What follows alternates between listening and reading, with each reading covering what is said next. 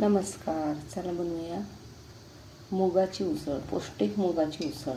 त्यासाठी इथे मी रात्री मूग भिजत घालून ते सकाळी कुकरला लावून घेतलेले आहेत. त्यासाठी इथे तेल टाकलेलं आहे. तेल टाकून झालं, एक पळी तेल टाकायचं आणि त्यामध्ये एक कांदा घालायचा.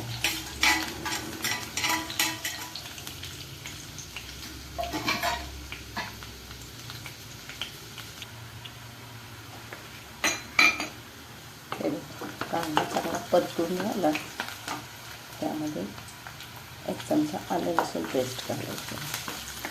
ती चांगली परतून झाली की त्यामध्ये अर्धा टॅमॅटो घालायचा.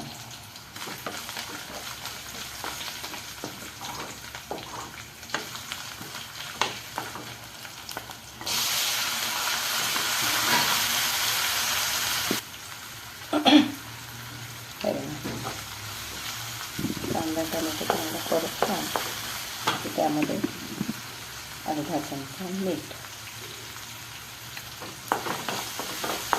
झालं की त्यामध्ये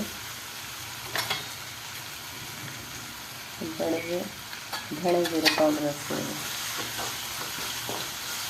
असली तरी चालते, नसली तरी चालते. लाल तिखट 1.5 चमचा,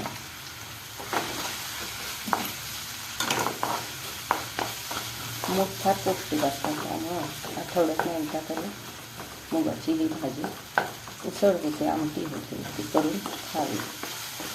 पचायला हलके असतात मूग, त्यामुळे मुलांच्या डब्याला सुद्धा मुगाची उसळ तुम्ही देऊ शकता.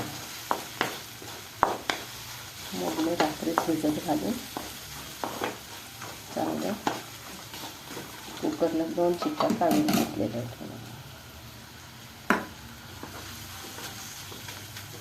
चांगलं परतून झालं की त्यामध्ये थोडासा गूळ घालायचा.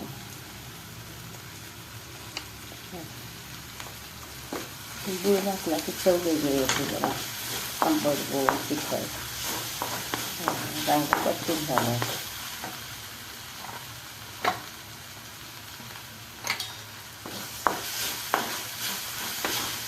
परतल्यावर त्यामध्ये हे उकडलेले मूग घालायचं. थोडंसं पाणी टाकायचं. कोथिंबीर चांगली 5 मिनिटं शिजवून घ्यायची.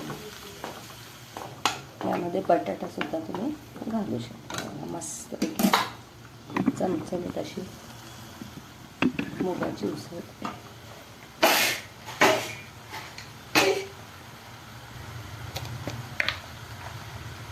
त्यामध्ये थोडासा 1 चमचा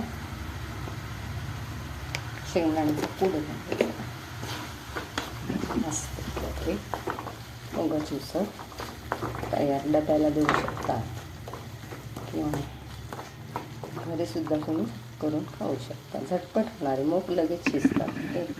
एक शिट्टी दिली तरी चालते. भिजवलेले असल्यावर 1 शिट्टीत मूग शिजून जातात.